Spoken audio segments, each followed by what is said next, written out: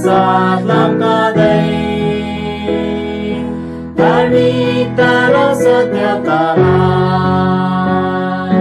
प्रेमको बाटोमा चढ्दै अब निन्द्राबाट बिउजौँ आँखाहरू खोलेर ख्रीष्टको देखा सिकी गर्दै प्रेमको बाटोमा हिँडौँ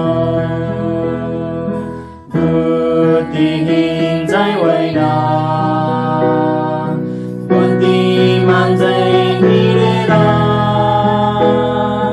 प्रभुको इच्छालाई बुझ्दै आशिष अनुग्रहमा राम्दै धार्मिकता र सत्यतालाई प्रेमको बाटोमा चढ्दै अब निन्द्राबाट बिउजौँ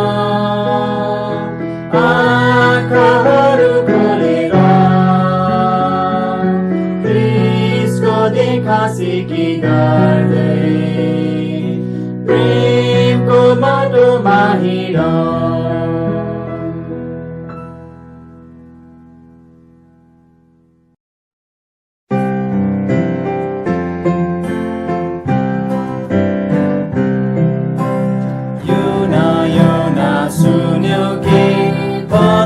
प्रचार गर्न जाऊ योना भन्छन् जान्न म जहाज लिइराख्छु म ए योना योना ए योना योना ए योना योना प्रभुको आज्ञामा उम्के भनी ठान्दै थिए जहाज डुब्न सुरु भयो योना भन्छन् पापले हो उठाइ मलाई फालिदेऊ ए योना योना ए योना योना ए योना योना प्रभुको आज्ञामा योना जब डुब्दछन् माछा आई निल्दछन् योना प्रार्थना गर्दछन् आज्ञा पालन गर्दछु प्रभु आज्ञा मान्छु प्रभु आज्ञा मान्छु प्रभु आज्ञा मान्छु अवश्य मान्दछु।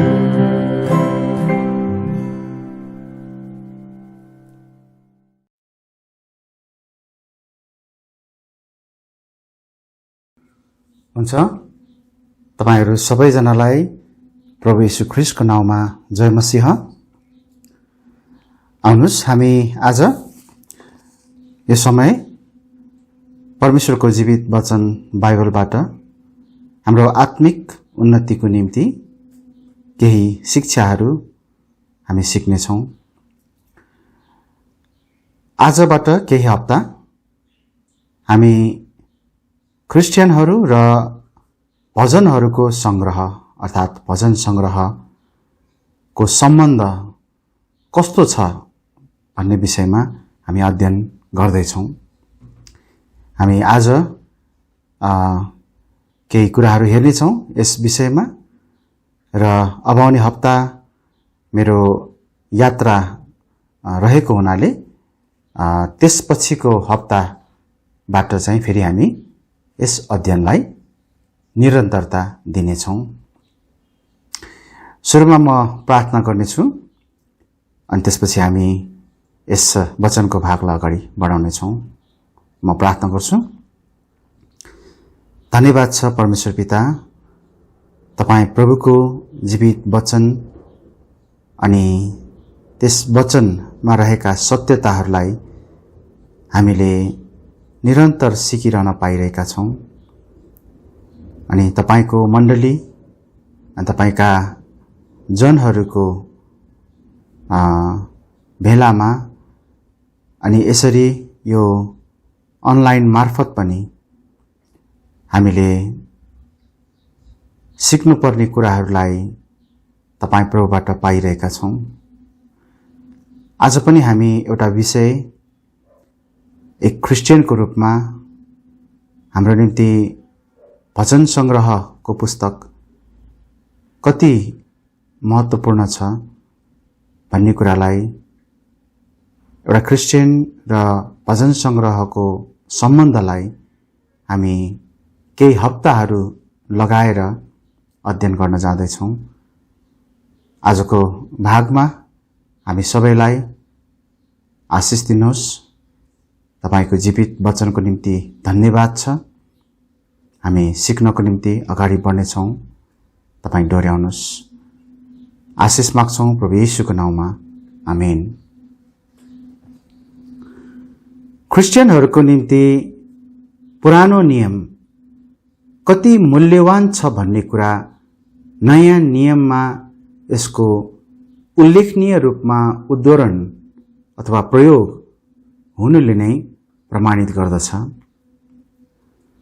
समग्र पुरानो नियमको महत्त्वलाई नयाँ नियममा धेरै पटक उल्लेख गरिएको छ। जस्तै केही पदहरू हामी हेर्छौँ भने पुरानो नियमको महत्त्व यी पदहरूमा यसरी उल्लेख गरिएका छन्। रोमी 15:4 हामी त्यसलाई हेरौँ। रोमी 15:4 त्यहाँ यसरी लेखिएको हामी पाउँछौँ।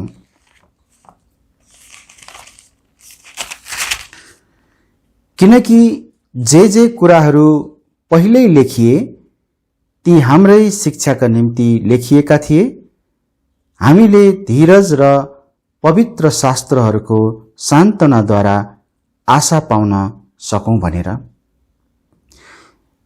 यस पदमा हामी हेर्छौं भने जे कुराहरू पहिल्यै लेखिए, यसको अर्थ पुरानो नियमको यहाँ कुरा गरिएको हो र त्यो चाहिँ हाम्रै शिक्षाका निम्ति र हामीले धीरज पाउन र पवित्र शास्त्रहरूको सान्त्वनाद्वारा आशिष पाउन भनेर हामीलाई दिइएको भनेर यहाँ उल्लेख गरिएको छ।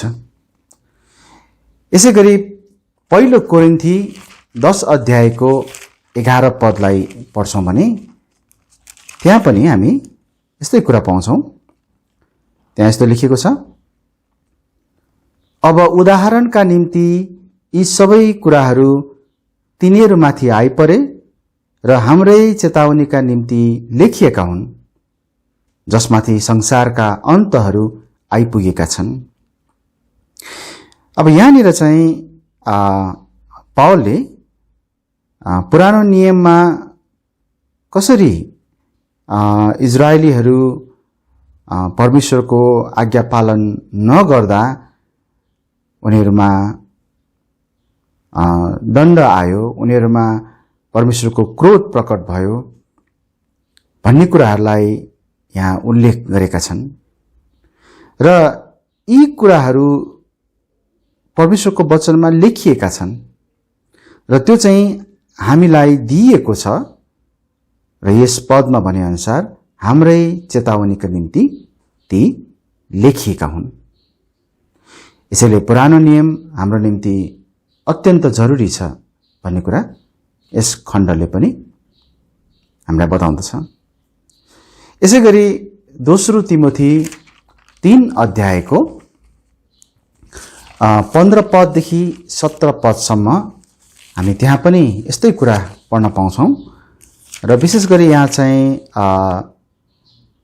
तिमोथी लाई सम्बोधन गरिकन उनले चाहिँ पवित्र शास्त्रहरू जानेका र त्यहाँबाट नै उनी आफ्नो जीवनलाई अगाडि बढाउनु पर्छ, उनले बढाउनु पर्छ भन्ने कुरालाई यहाँ लेखिएको छ। म यो खण्ड पढ्नेछु, दोस्रो तिमोथी 3:15 देखि 17 सम्म। अनि तिमीले बालक कालदेखि नै पवित्र शास्त्रहरू जानेका छौ, यो तिमोथीलाई भनिएको हो, जसले तिमीलाई ख्रीष्ट येशूमा भएको विश्वासद्वारा मुक्तिका निम्ति बुद्धिमान तुल्याउन सक्छन्। अब पवित्र शास्त्रहरू उनले जानेको छ भन्दाखेरि चाहिँ यहाँ पुरानो नियमको कुरा गरिएको हामी बुझ्दछौँ। र 16 पदमा अझ यस्तो लेखिएको छ, सबै पवित्र शास्त्र परमेश्वरको प्रेरणाद्वारा दिइएको हो अनि शिक्षाका निम्ति, भूलदोष देखाउनका निम्ति, सुधारका निम्ति, धार्मिकताको सम्बन्धमा तालिमका निम्ति लाभदायक हुन्छ। 17 पद, जसद्वारा परमेश्वरको जन हरेक असल कामका निम्ति पूर्ण रूपले सुसज्जित भई सिद्ध होस्। हामीले हेरेका यी पदहरूले व्यक्त गरेका कुराहरू पुरानो नियमका सबै पुस्तकहरूको सवालमा सत्य छन्, अर्थात् उत्पत्तिदेखि मलाकीसम्म सबै पुस्तकहरू। अनि भजन संग्रहको सवालमा पनि यी वचनहरू उत्तिकै सत्य छन्। क्रिस्चियनहरूको निम्ति भजन संग्रहको ठूलो मोल छ। यससँग नजिक हुनलाई हरेक क्रिस्चियनहरूले जे गर्न सक्छ त्यो सबै गर्नुपर्छ। आजबाट हामी केही हप्ताको निम्ति क्रिस्चियन र भजन संग्रह शीर्षकमा एउटा अध्ययनलाई सुरु गर्नेछौँ र हामी हरेकले भजन संग्रहलाई नजिकबाट बुझ्न सकौं भन्ने उद्देश्यले यस अध्ययनलाई हामीले राखेका छौं। उसो भए भजन संग्रहको अध्ययन किन गर्नुपर्छ त? हामीलाई प्रश्न आउन सक्छ, भजन संग्रहको अध्ययन किन गर्नुपर्छ? एक क्रिस्चियनको रूपमा हामीले गाउँदा र सिकाउँदा भजन संग्रहलाई प्रयोग गर्न आज्ञा दिएको छ।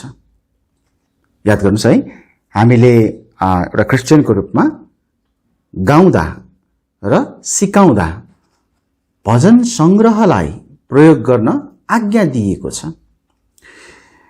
जस्तो कि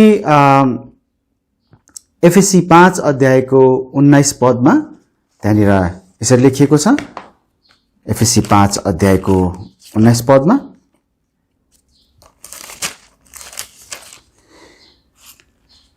आपसमा भजन, स्तुतिगान र आत्मिक गीतहरूद्वारा बात गर, प्रभुका निम्ति आआफ्नो हृदयमा गाओ र भजन गर। यहाँनिर हामी पढ्न पाउँछौं आपसमा भजन भनेर भनिएको छ। अनि यो भजन चाहिँ हामीले गाउनको निम्ति यहाँ भनिएको छ। प्राय गरी हामीले गाउने भजनहरूमा 3 प्रकारका भजनहरू हुन्छन्। एउटा चाहिँ भजन संग्रहको पुस्तकबाट निकालिएका भजनहरू, अर्को चाहिँ स्तुति गानहरू र अर्को चाहिँ आत्मिक गीतहरू। यहाँ चाहिँ हामी देख्छौं भजन संग्रहबाटकै वचनहरूलाई, भजनहरूलाई हामीले आफ्नो गाउने भजनहरूमा प्रयोग गर्नुपर्छ भनी आज्ञा गरिएको छ। यसैगरी हामी उस्तै कुरा कलस्सी 3 अध्यायको 16 पदमा पनि हामी पढ्न पाउँछौं। त्यहाँ भनेको छ, कलस्सी 3 अध्यायको 16 ख्रिस्टको वचनले तिमीहरूभित्र प्रशस्त गरी बास गरोस्। भजन, स्तुतिगान र आत्मिक गीतद्वारा सारा बुद्धिसित एक अर्कालाई सिकाओ र सम्झाओ। अनुग्रह साथ आफ्ना हृदयहरूमा प्रभुका निम्ति गाओ। त्यहाँ हामी यहाँ पनि भजनलाई प्रयोग गर्नको निम्ति यहाँनिर भनिएको छ। केमा त? हामीले गाउने सवालमा, हामीले गाउँदाखेरि त्यसरी भनिएको छ। अर्को एउटा खण्ड पनि छ जहाँ चाहिँ हाम्रो जीवनमा एउटा यस्तो क्षण पनि आउँछ जब हामी एकदम आनन्दित हुन्छौँ, अनि त्यस्तो आनन्दको समयमा पनि हामीले चाहिँ भजन गाउनुपर्छ भनेर सिकाइएको छ। अनि त्यो भजन पनि वास्तवमा भजन सङ्ग्रहबाट नै निकालिएका भजनहरू हामी भन्न सक्छौँ। जस्तो हामी एउटा भजन गाउँछौँ नि, हे सारा पृथ्वीका मानिसहरू परम प्रभुको जय जयकार मनाऊ। यसै गरी हामी यहोवा मेरो गोठालो, मलाई कुनै घटी हुँदैन। हो, यस्ता भजनहरू हामी भजन सङ्ग्रहबाट गाउने गर्छौँ। यहाँनिर मैले देखाउन खोजेको अर्को खण्ड चाहिँ याकुब 5 अध्यायको 13 पद हो। यहाँ यस्तो लेखिएको छ, याकुब 5 अध्यायको 13 पदमा, के तिमीहरूमा कसैले कष्ट पाएको छ? उसले प्रार्थना गरोस्। अनि फेरि भनेको छ, के कोही आनन्दित छ? उसले भजन गाओस्। फेरि एकपटक ध्यान दिनुहोस्, के भनेको छ? के कोही आनन्दित छ? उसले के गरोस्? भजन गाओस्।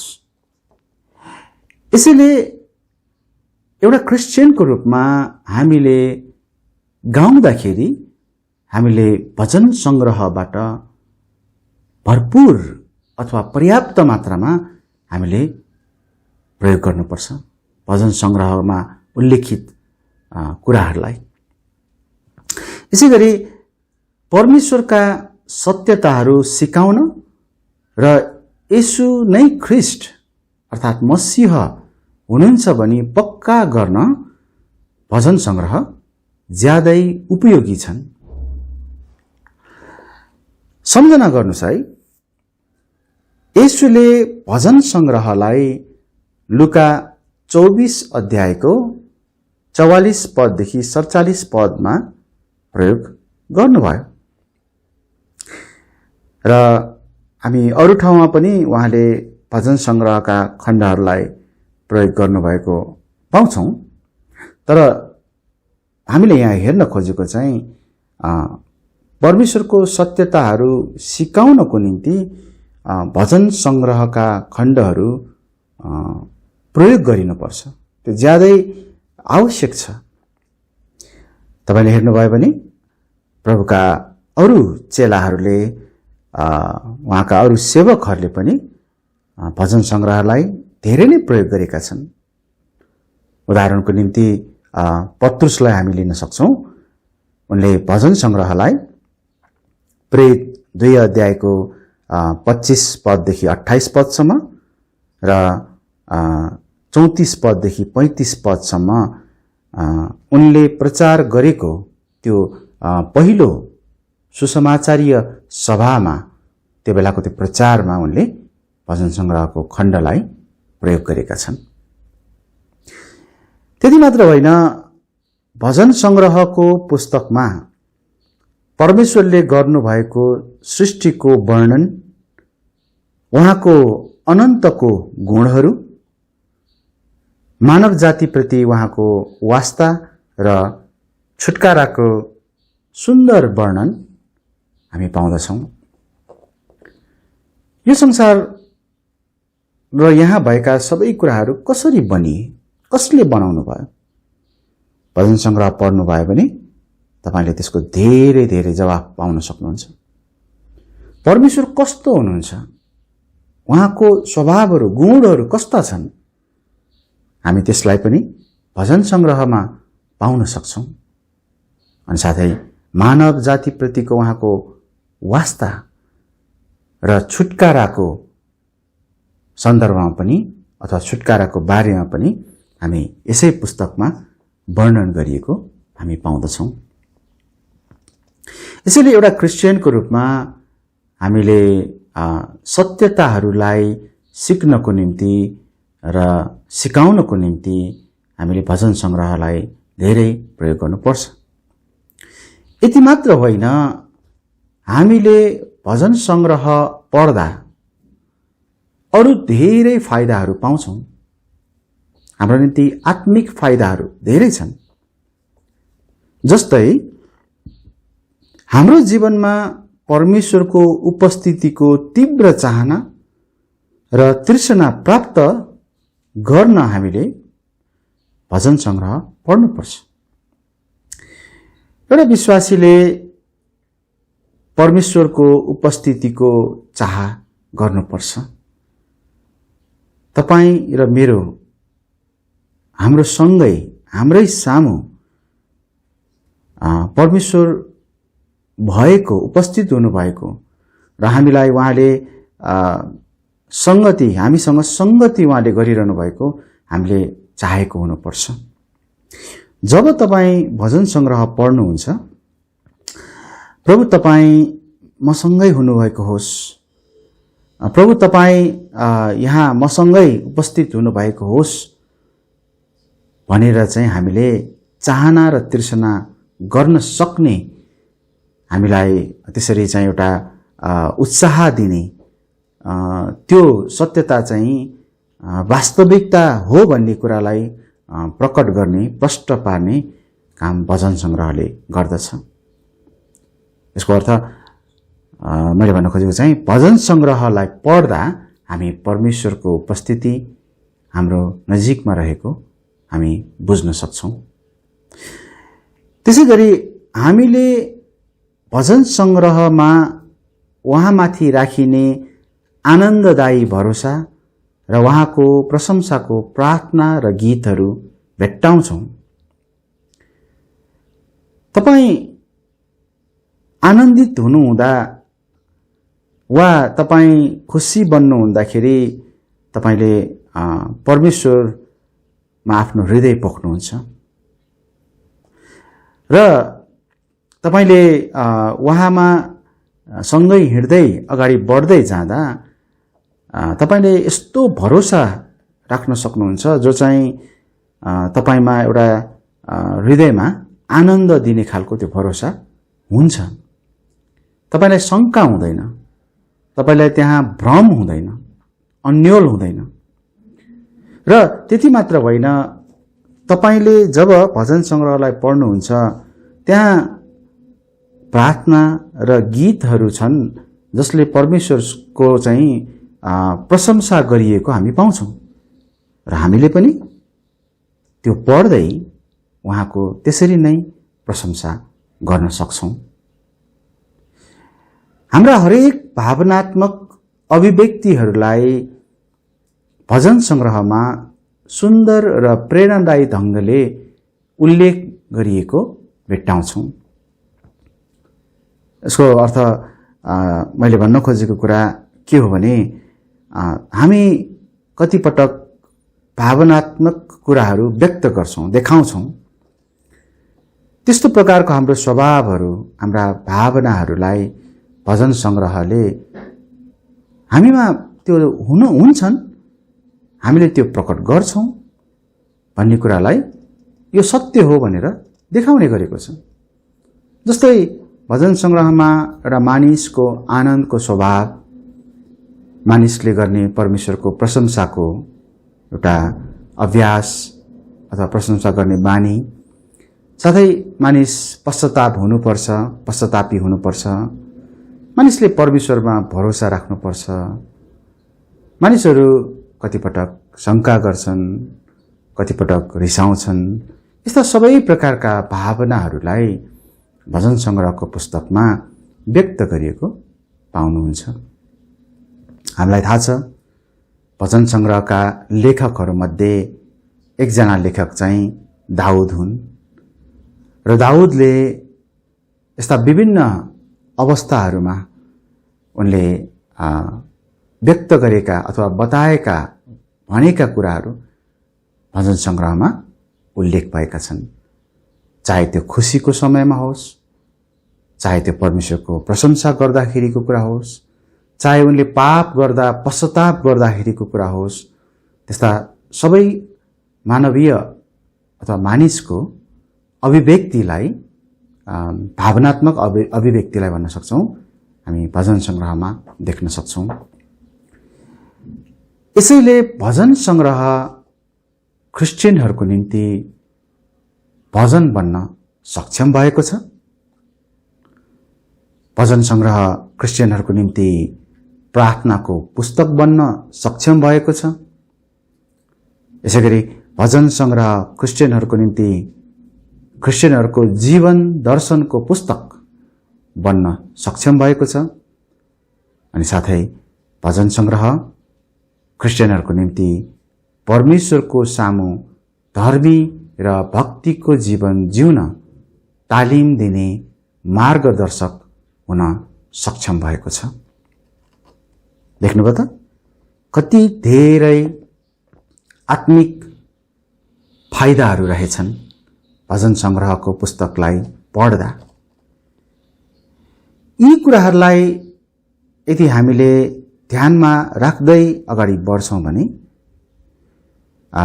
हामीले यस विशेष अध्ययनको उद्देश्यलाई अझै नजिकबाट निहाल्न हेर्न हामीले सक्नेछौँ। हाम्रो अध्ययनको उद्देश्य के हो त? हामी यसलाई पनि छोटकरीमा हेरौँ। हाम्रो अध्ययनको उद्देश्य के हो? पुरानो नियमको पदात्मक साहित्य अथवा कविता जो चाहिँ यो भजन सङ्ग्रहको हामी कुरा गर्दैछौँ त्यसलाई अझ बढी जान्नको निम्ति भजन सङ्ग्रहबाट अझ बढी जरुरी कुराहरू हामी लिन सक्छौँ। जब हामी भजन सङ्ग्रह पढ्छौँ तपाईलाई म पक्का गरी भन्न सक्छु तपाईले जति धेरै पढ्नुहुन्छ त्यति नै धेरै तपाईले अझ नयाँ नयाँ कुराहरू अझ तपाईको निम्ति चाहिने कुराहरू तपाईले पाउँदै जानुहुन्छ। भजन सङ्ग्रहबाट हामीले पाउने कुराहरू कहिले पनि सीमित अथवा थोरै मात्र छैनन्। त्यो चाहिँ धेरै कुराहरू को विशाल भण्डार हो भजन सङ्ग्रह चाहिँ, हामी त्यसरी भन्न सक्छौँ। भजन सङ्ग्रहको बेठिक अर्थ लगाउने कार्यलाई पनि हामी दृढताका साथ इन्कार गर्न सक्छौँ जब हामीले यस पुस्तकलाई अझ बढी अध्ययन गर्छौँ। हाम्रो उद्देश्य त्यो हुनेछ है, एउटा चाहिँ अझ बढी कुरा सिक्नु भजन सङ्ग्रहबाट र अर्को चाहिँ बेठिक कुराहरूलाई चाहिँ इन्कार गर्नु।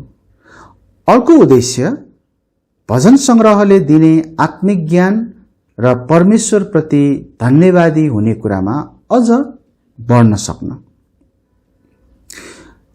यस्तो गर्दाखेरि के हुन्छ भन्दाखेरि भजन सङ्ग्रहलाई हामीले हाम्रो उत्साह र आनन्दको निम्ति प्रयोग गर्न सक्छौँ। बुझ्नुहोस् है, भजन सङ्ग्रहले दिने आत्मिक ज्ञान र परमेश्वरप्रति धन्यवादी हुने कुराले हामीलाई उत्साह दिन्छ र हामीलाई आनन्द दिन्छ। अनि साथै यसमा रहेका कुराहरूद्वारा हामी अरूहरूलाई पनि सल्लाह दिन सक्छौँ, हामी सान्त्वना दिन सक्छौँ। भजन सङ्ग्रहको त्यो आत्मिक ज्ञान र परमेश्वरप्रतिको धन्यवादी हुने कुराले चाहिँ हामीले अरूलाई पनि हामीले आत्मिक रूपमा बढाउनको निम्ति, हुर्काउनको निम्ति विशेष गरी सल्लाह र सान्त्वना दिएर हामीले चाहिँ सहायता गर्न सक्ने रहेछौँ। साथै हाम्रो अध्ययनको उद्देश्य अर्को के पनि छ भन्दा भजन संग्रहबाट परमेश्वरका गुणहरूको स्पष्ट चित्रलाई बुझ्न सक्नु। मैले अघि सुरुमा पनि भनेको थिएँ, भजन संग्रहको पुस्तकमा परमेश्वरका स्वभावहरू, गुणहरूको बारेमा धेरै बयान गरिएको पाउन सक्छौँ। जस्तो कि धर्मीहरूप्रति उहाँको प्रेम, उहाँको दया र उहाँको छुटकारालाई हामी भजन संग्रहमा धेरै नै व्याख्या गरिएको हामी पाउँछौँ। तर त्यति मात्र होइन, अधर्मीहरू विरुद्ध उहाँको क्रोध र न्याय पनि हामी भजन संग्रहको पुस्तकबाट पढ्न सक्छौँ। साथसाथै यस पुस्तकको अध्ययनको उद्देश्य अर्को के पनि छ भन्दा ख्रीष्टको बारेमा भविष्यवाणीको सम्बन्धमा अझै बढी सिक्न सक्नु अथवा सिक्न पाउनु। भजन संग्रहमा येशूको दुःख र उहाँको महिमाको शासनको बारेमा बयान गरिएको पाइन्छ। यसमा यस्ता कुराहरू पनि छन् जो चाहिँ पवित्र शास्त्रमा अन्त कतै पढ्न पाइन्न। त्यहाँ कुनै कुनै भविष्यवाणीहरू भजन संग्रहको पुस्तकमा मात्रै उल्लेख भएको पाइन्छ, जो पुरानो नियमको अरू पुस्तकहरूमा भेट्टाउन सकिन्न। त्यही भएर भजन संग्रह ख्रीष्टको बारेमा भविष्यवाणीको सम्बन्धमा पनि अझ बढी महत्त्वपूर्ण छ। र अर्को कुरा चाहिँ पूरा भएका भविष्यवाणीहरूको काट्नै नसकिने अकाट्य प्रमाणहरूमा पक्का हुनको निम्ति पनि हामीलाई यस पुस्तकको अध्ययनको खाँचो छ। त्यहाँ कति भविष्यवाणीहरू पूरा भइसकेका छन् जसलाई काट्नै सकिन्न। त्यो प्रमाणहरू चाहिँ हामी भजन संग्रहमा पाउँछौँ। हामीलाई थाहा छ सबै पवित्र शास्त्रहरू परमेश्वरको प्रेरणा हुन्, यसमा हामी निश्चिन्त छौँ।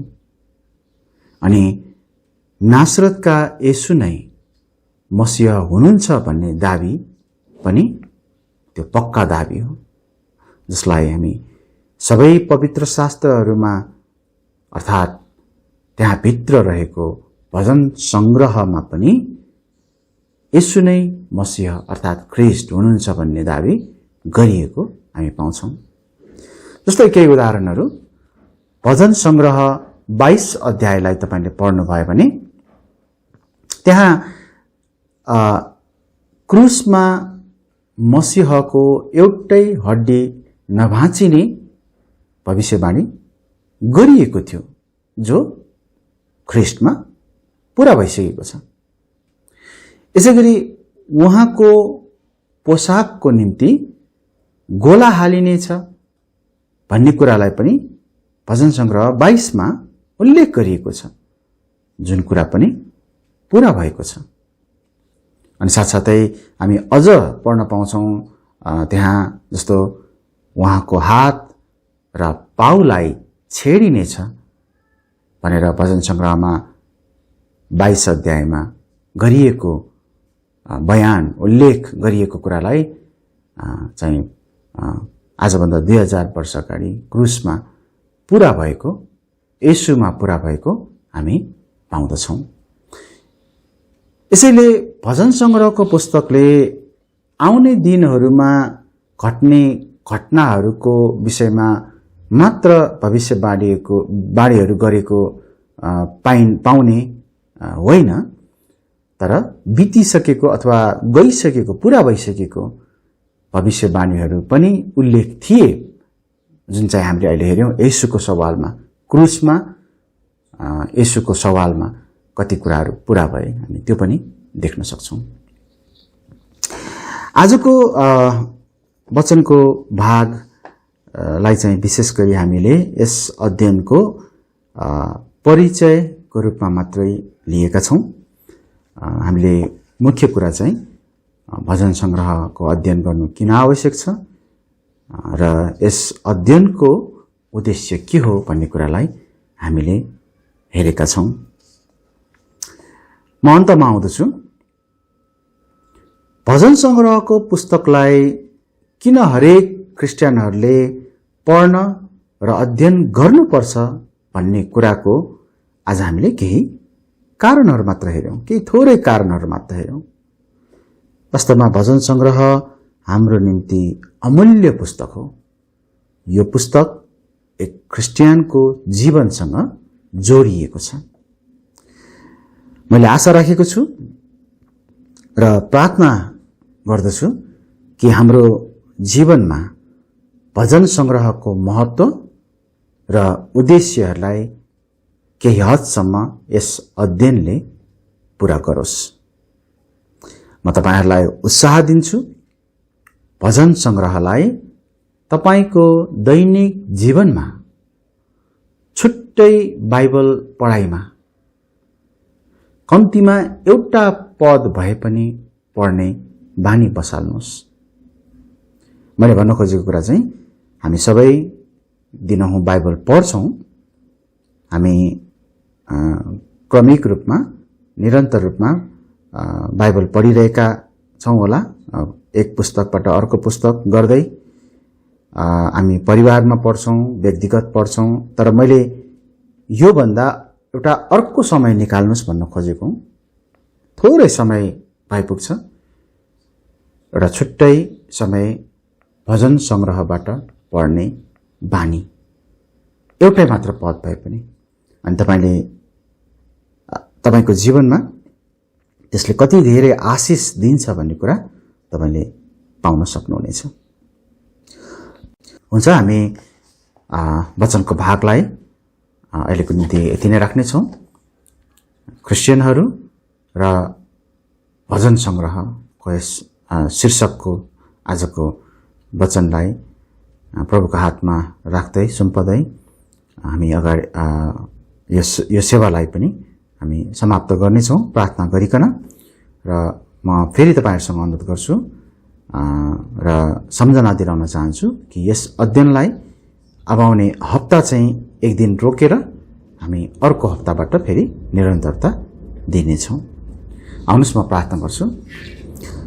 धन्यवाद छ परमेश्वर पिता, तपाईँ प्रभुको वचनहरू र त्यसभित्रमा पनि अझ भजन सङ्ग्रहको पुस्तक हामी मानिसहरूको निम्ति र तपाईका प्रियहरूको निम्ति यो ज्यादै नै बहुमूल्य पुस्तकको रूपमा रहेको छ। यसको अर्थ अरू पुस्तकहरू चाहिँ कम मूल्यवान भन्न खोजेका होइनौँ, तर भजन सङ्ग्रहले हामी कसरी जिउनु पर्छ भन्ने कुराको मार्गनिर्देश गराउँदछ। तपाईँ प्रभुको स्वभावहरूलाई अनि हामी मानिसहरूको स्वभावहरूलाई अनि तपाईँ परमेश्वरले आउने समयहरूमा घट्ने घटनाहरूको गर्नुभएको भविष्यवाणीहरूलाई अनि तपाईँ प्रभुको प्रशंसा महिमा गर्ने कुराहरू, तपाईँप्रति धन्यवादी हुन सिकाउने कुराहरू, यी यति धेरै कुराहरू हामी भजन सङ्ग्रहमा सिक्न पाउँछौँ। भजन सङ्ग्रहलाई हाम्रो जीवनको बहुमूल्य र भाग, अमूल्य भाग, मुख्य भाग हामी बनाउन सकौँ र भजन सङ्ग्रहले नै हामीलाई हाम्रो दैनिक जीवनमा तपाईसँग हिँड्नको निम्ति हामीलाई तरिकाहरू सिकाउँदछ। हामीलाई त्यो सिक्नु खाँचो छ। प्रभु, हामीलाई तपाईँ मद्दत गर्नुहोस्। हामीले गाउने गीतहरूमा, हामीले सिकाउने शिक्षाहरूमा भजन संग्रहको महत्त्व धेरै छ, जसरी हामीले आज सुरुका पदहरूमा पनि हेरेका थियौं। प्रभु, हामी त्यसलाई तपाईले भन्नुभए झैं प्रयोग गर्न सकौं, भजनमा, शिक्षामा, पालना गर्ने कुराहरूमा। धन्यवाद छ। यसपछिको बाँकी हाम्रो जीवन तपाईँ प्रभुमा राख्दछौं र आजको सेवालाई पनि हामी यही अन्त गर्ने तपाईँ प्रभुसँग अनुमति लिँदै आशिष माग्छौं प्रभु येशूको नाममा। आमेन। हुन्छ, तपाईहरु सबैजनालाई जय मसीह। हामी फेरि अर्को हप्ता भेट्नेछौं।